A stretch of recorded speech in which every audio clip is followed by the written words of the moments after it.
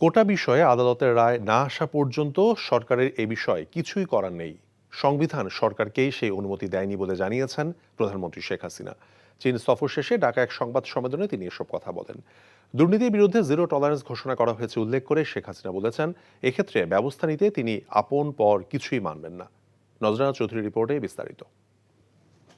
এখন জন্ম সনদ দিয়ে খোলো বিকাশ স্টুডেন্ট অ্যাকাউন্ট। নিজের বিকাশ নিজে কর। গত ৮ জুলাই থেকে ১০ জুলাই পর্যন্ত চীন সফর করেন প্রধানমন্ত্রী শেখ হাসিনা। সেই সফরের বিষয়ে বিস্তারিত তুলে ধরতে রোববার বিকেলে গণভবনে সংবাদ সম্মেলন করেন তিনি।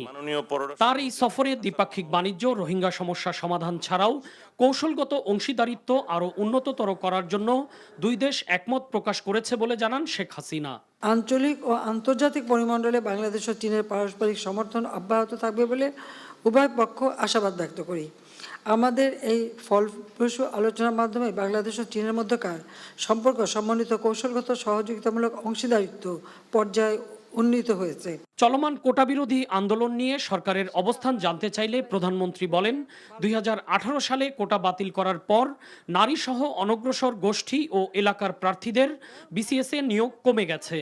তবে কোটার বিষয়টি যেহেতু আদালতে বিচারাধীন, তাই এ বিষয়ে রায়ের আগে সরকারের কিছুই করার নেই বলেও জানান তিনি। যারা আন্দোলন করছে তারা তো আইন মানবে না, আদালত মানবে না, সংবিধান কি তারা চেনে না, বা একটা কার্যনির্বাহী অর্থাৎ একটা কাজ করতে গেলে তার যে নীতিমালা, বিধিমালা বা ধারা থাকে সেটা বা সরকার কিভাবে চলে এ সম্পর্কে কোনো ধারণাই এদের নাই। রাষ্ট্র পরিচালনায় কী ধরনের কাজ হয় সে সম্পর্কে তাদের কোনো ধারণা আছে? সে ধারণা তো আমরা দেখি না। আদালতে যখন চলে গেছে, তার যখন রায় হয়েছে, তো সেই রায়ের বিরুদ্ধে এখন এই মুহূর্তে আমার তো দাঁড়ানোর কোনো অধিকার নাই। এটা তো আমার সংবিধানও বলে না, আমার পার্লামেন্টও বলে না, কার্যপ্রণালী বিধিও বলে না, কিছুই না।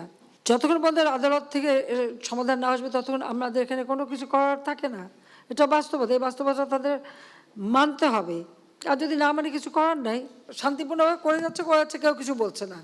কিন্তু এর বাইরে যখন কিছু করবে, পুলিশের গায়ে হাত দেওয়া বা পুলিশের গাড়ি ভাঙা বা এভাবে আক্রমণ, এগুলি যদি করতে যায় তাহলে তখন তো আইন তার আপন গতিতে চলবে।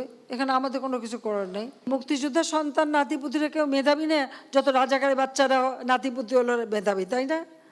কিন্তু এটা ভুলে গেলে চলবে না যে যাদেরকে মেধাবী না বলছে তাদের হাতে কিন্তু ওরা পরাজিত। শেখ হাসিনা কথা বলেন বিসিএস এর প্রশ্ন ফাঁস ও দুর্নীতির বিষয়েও। জানান, সরকার ব্যবস্থা নিচ্ছে বলেই দুর্নীতির তথ্য প্রকাশ পাচ্ছে। জঙ্গিবাদ যখন আমরা নিয়ন্ত্রণ করতে পারলাম, এখন দুর্নীতি যেটা আমার জিরো টলারেন্স ঘোষণাই আছে, আমি সেটা ধরছি। এখানে আপন পর কোনো কিছু আমি জানি না, কাজেই যেখানে পাবো আমি যখন জিরো টলারেন্স বলছি, জিরো টলারেন্স কি আমি সেটা করে ছাড়বো। তিস্তা মহাপরিকল্পনা নিয়ে চীন ও ভারত দুই দেশই বাংলাদেশের সাথে কাজ করতে আগ্রহী। সেক্ষেত্রে বাংলাদেশ কার সাথে কাজ করবে এমন প্রশ্নের জবাবে সরকার প্রধান বলেন, যেহেতু ভারতের সাথেই তিস্তা নিয়ে সমস্যা, তাই তাদের সাথে কাজ করলেই বাংলাদেশের লাভ। যেটা আমাদের জন্য যুক্তিযুক্ত হবে আমরা সেটা নেব। তবে আমি এখানে বেশি প্রাধান্য দেব যে এটা ইন্ডিয়া করুক, কারণ তিস্তার পানিটা ইন্ডিয়াই আটকে রেখেছে। কাজেই তাদের কাছে আমাদের যদি আদায় করতে হয় তো এই প্রজেক্টের কাজ তাদেরই করা উচিত। তারা প্রজেক্ট করে তখন এটা যা প্রয়োজন তারা দেবে। এটা তো একটা ডিপ্লোম্যাসি, যেখানে আর কোনো দ্বিধা থাকার তো কথা না।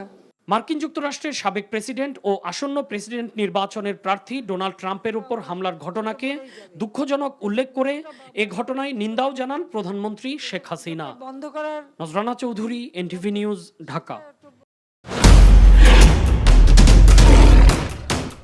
মাসুদ চেয়ারম্যান চাপলে কি হয় জানোস না?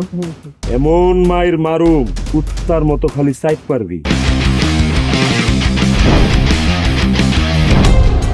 তুই যদি আমার বউ আস, তুই হবি রাজরানী আর আমার বউ টুনি বিবি তোর বান্দি। আমার সংসারটা কেন ভাঙতে সময় না? নিজের জামাই আটকা রাখতে পারেন না? কেমন বউ আপনি? কেলেঙ্কারির আর কি বাকি আছে? বদনাম তো শৈলেই লাগছে। আপনার প্রথম বউ কি আত্মহত্যা করছিল নাকি আপনি মারছেন?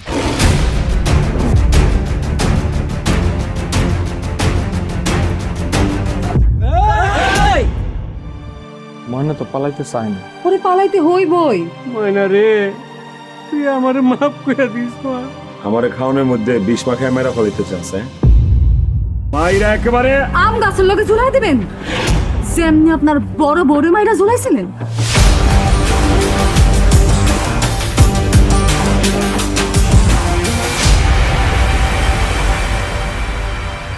এখন জন্ম সনদ দিয়ে খোলো বিকাশ স্টুডেন্ট অ্যাকাউন্ট। নিজের বিকাশ নিজে কর।